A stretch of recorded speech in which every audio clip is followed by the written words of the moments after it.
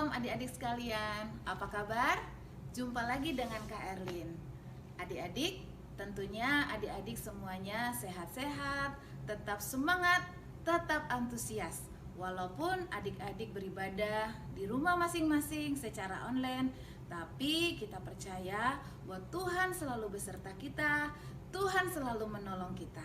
Nah, adik-adik, Kak Erlin bawa 1 gelas isinya air minum.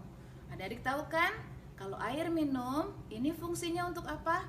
Untuk melegakan orang-orang yang haus. Tapi kalau misalnya adik-adik tahu ini untuk melegakan, tapi hanya memandangnya, hanya memegangnya, tapi tidak meminumnya, apakah adik-adik hausnya hilang? Tentu tidak ya. Nah, sekarang kita mau mencoba meminum ini. Apa rasanya? Nah, rasanya hausnya Kak Erlin langsung hilang karena langsung meminum dari gelas tersebut. Nah, sama juga ya adik-adik, seperti firman Tuhan. Kita tahu bahwa firman Tuhan ini adalah firman yang hidup. Tapi kalau adik-adik haus akan firman Tuhan, tetapi hanya memandangnya saja, hanya memegangnya saja, tidak membaca firman Tuhan, itu akan sia-sia. Tetapi kalau adik-adik haus akan firman Tuhan, maka kita harus membaca firman Tuhan, kita merenungkan firman Tuhan, dan melakukan firman Tuhan. Maka firman Tuhan itu menjadi firman yang hidup. Dia yang akan melegakan kita, dia yang akan menguatkan kita. Nah, hari ini Kak Erlin mau ngajak adik-adik semua, kita berdoa bersama-sama, kita minta pimpinan Tuhan, kita akan mulai ibadah kita. Mari adik-adik kita berdoa ya. Tuhan Yesus, Allah kami yang ada di dalam kerajaan surga, kami bersyukur dan terima kasih kepadamu. Terima kasih atas kasih-Mu, terima kasih atas kebaikan-Mu. Terima kasih Tuhan sudah memberikan kesehatan, kekuatan, perlindungan buat kami semua sampai saat ini. Saat ini Tuhan, kami mau siap, kami mau mengikuti ibadah hari ini. Kiranya Tuhan pimpin kami dari awal hingga pada akhirnya. Terpujilah nama Tuhan Yesus. Kami menyerahkan ke dalam tangan-Mu. Hanya di dalam satu nama, Tuhan Yesus Allah yang hidup, kami berdoa. Haleluya. Amin. Nah, adik-adik, sebelum kita mendengarkan firman Tuhan, kita mau memuji nama Tuhan. Kita mau memuliakan nama Tuhan. Mari kita akan mendengarkan satu pujian yang sangat manis.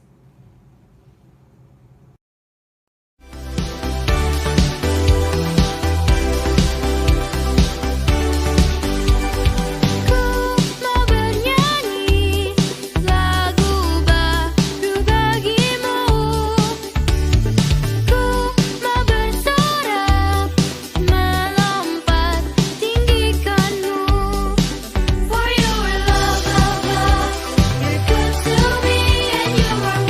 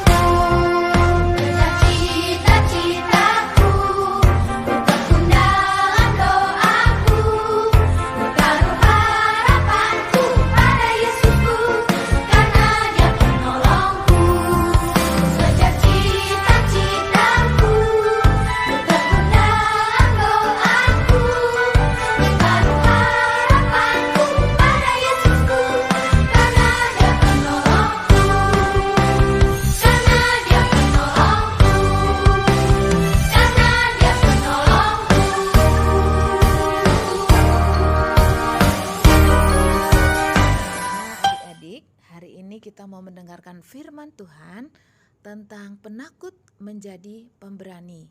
Siapa di sini adik-adik yang masih suka rasa takut? Takut apa?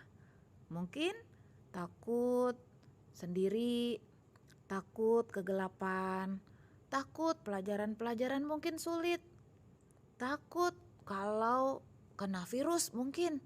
Nah, ternyata banyak loh orang-orang yang masih merasa sering-sering ketakutan. Ternyata di dalam firman Tuhan ada juga orang yang takut, tapi Tuhan ubahkan menjadi seorang pemberani. Siapakah dia? Nah, ini dia. Dia adalah Petrus. Ini pada saat Petrus jatuh ke dalam air. Kenapa? Saat itu, pada saat dia di dalam perahu, dia melihat ada seorang yang berjalan di atas air. Ketika dia melihat dari jauh, apakah itu hantu? Oh, ternyata ketika dia lihat-lihat lagi, bukan, seperti Tuhan Yesus. Maka dia bilang, "Kalau itu Engkau Tuhan, suruh aku berjalan di atas air." Tuhan mendengar dan dia berkata, "Mari datanglah." Petrus turun dari atas perahu. Dia berjalan di atas air. Ternyata dia bisa. Tapi ketika ada angin yang menerpa dia, yang meniup dia, dia rasa bimbang, dia rasa takut. Dan akhirnya apa yang terjadi? Dia jatuh ke dalam air. Ketika jatuh dalam air, dia merasa takut sekali. Dia langsung teriak, "Tuhan tolong, Tuhan tolong." Dia teriak seperti itu. Apa yang terjadi? Tuhan Yesus, Tuhan yang menolong.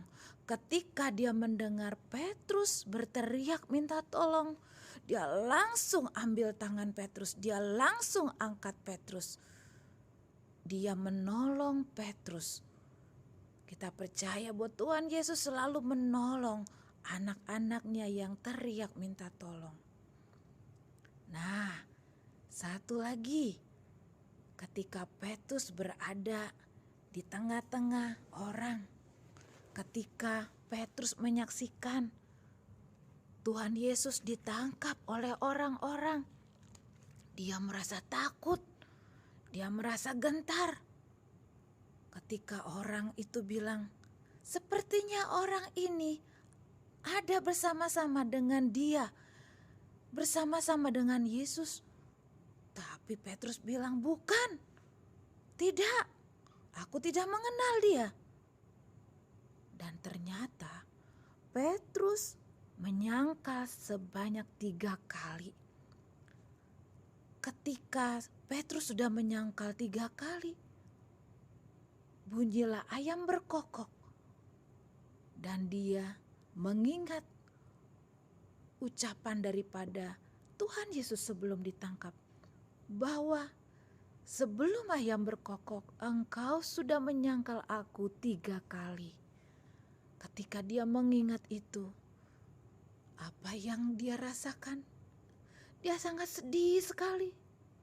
Dia sangat hancur hatinya. Bagaimana Petrus merasa takut. Petrus sudah menyangkal Tuhan Yesus sebanyak 3 kali. Dia sangat sedih, dia sangat menyesal, dia sangat hancur hatinya. Karena dia sudah menyangkal Tuhan Yesus. Padahal dia mengasihi Tuhan Yesus. Tapi akhirnya Petrus tidak sedih terus. Dia bangkit. Dia percaya Tuhan Yesus. Dia menyesal. Bahkan dia ikuti. Dia melihat bagaimana Tuhan Yesus disalib untuk kita semua, untuk menghapus dosa kita semua. Bagaimana Tuhan Yesus bangkit dari kubur. Tuhan Yesus hidup. Bagaimana ketika Tuhan Yesus menjanjikan bahwa akan diberikan seorang penolong, seorang pengganti yang disebut Roh Kudus. Dia akan memberikan kuasa kepada orang-orang percaya. Dia akan memberikan keberanian buat orang-orang yang percaya. Dan benar, Petrus merasakan ketika dia berkumpul sama orang-orang banyak, orang-orang percaya, Tuhan yang menjanjikan bahwa Roh Kudus akan diberikan kepada orang-orang percaya. Ternyata Petrus dan orang-orang percaya, dia dibaptis dengan Roh Kudus, dengan lidah-lidah api nampak, tetapi rambutnya tidak terbakar sama sekali. Dan mereka berkata-kata dengan bahasa yang lain, bahasa yang baru. Dan itu mereka semua memuji memuliakan Tuhan. Dan Petrus ada di sana. Dan apa yang terjadi? Petrus yang tadinya takut, Petrus yang tadinya takut ketemu dengan orang-orang yang menangkap Tuhan Yesus sebelumnya tadi, sekarang dia bangkit, dia berani, dia bertemu melihat orang-orang banyak yang sedang menyaksikan mereka.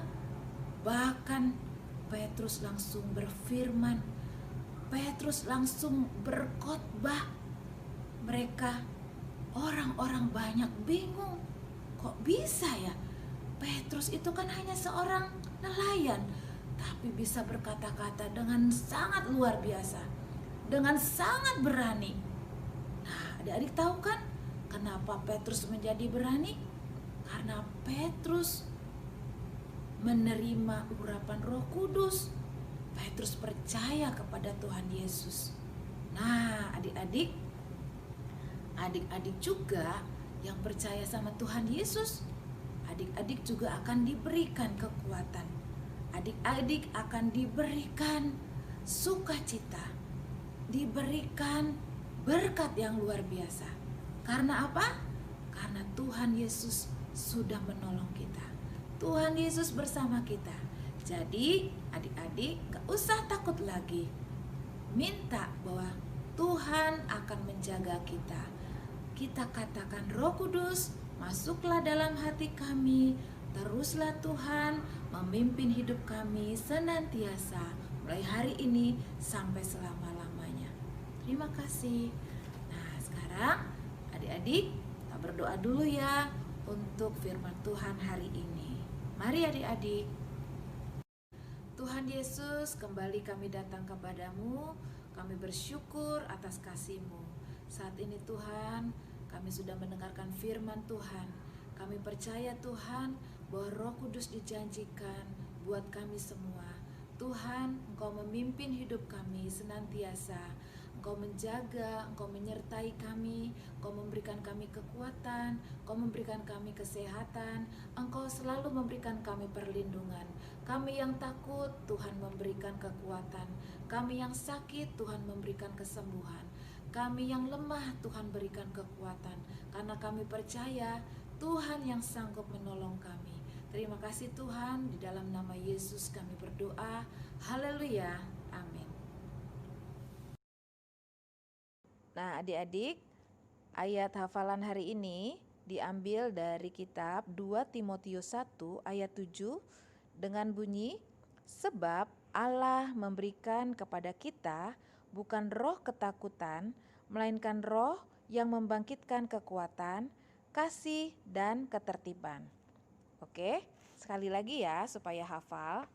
2 Timotius 1 ayat 7, sebab Allah memberikan kepada kita bukan roh ketakutan, melainkan roh yang membangkitkan kekuatan, kasih, dan ketertiban. Nah, adik-adik, tadi kita sudah membaca ayat hafalan. Adik-adik baca kembali, nanti adik-adik menghafal, dan adik-adik kirim ke grup guru kelas masing-masing. Nanti adik-adik yang kirim ayat hafalan akan mendapatkan 2 kupon. Oke, ibadah hari ini kita selesai. Kalian ingatkan untuk adik-adik tetap jaga kesehatan, tetap berdoa, tetap antusias, tetap semangat. Shalom.